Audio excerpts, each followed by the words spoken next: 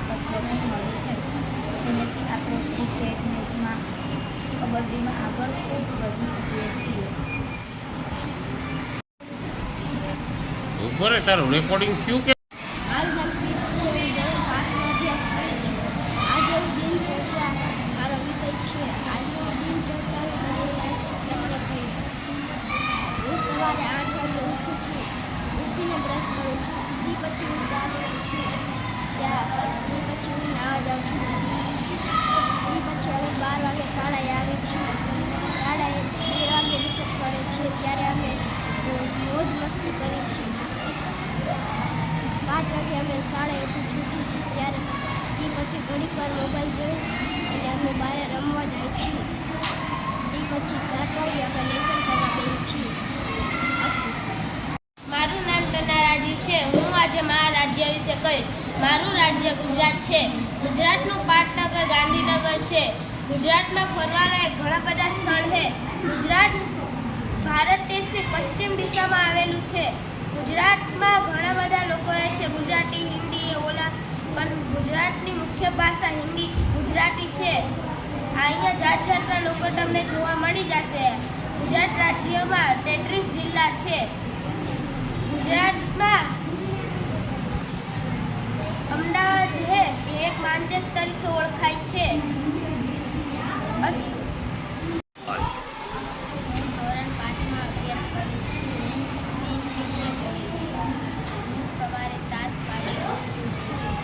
હું સવારે ચા નાસ્તો કરીને સ્નાન કરું પછી લેસન કરવા બેસું છું. લેસન કરીને પછી શાળાએ જવા માટે તૈયાર કરું છું.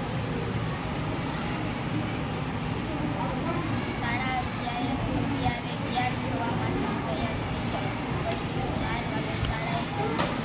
શાળાનો સમય છે 12:10 થી 5 છે.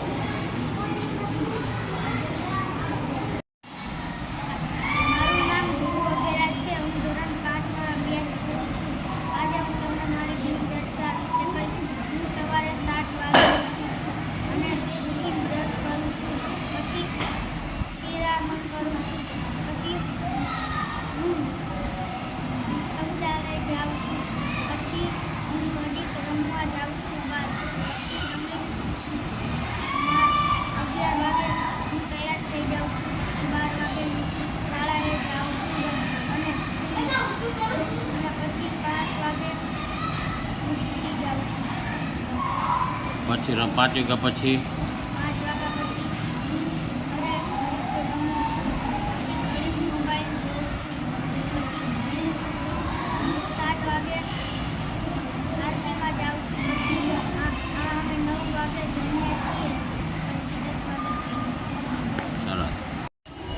આટલો મારો વિષય. આજે હું બોલેગા બચપન વિશે કહીશ. હું તેમાં મારા પ્રિય શિક્ષક વિશે કહીશ. મારા પ્રિય શિક્ષક આખી શાળામાં જેટલા પણ છે તે બધામાં પ્રિય છે. શિક્ષકોનું કાર્ય છે શિક્ષણ દેવું અને સંસ્કાર આદર્શ કરી દેવું. શિક્ષક એ આપણી જિંદગીની એક ચાવી છે. આપણે શિક્ષકનું અનાદર કરવું જોઈએ. આજે આપણે અતુલ સર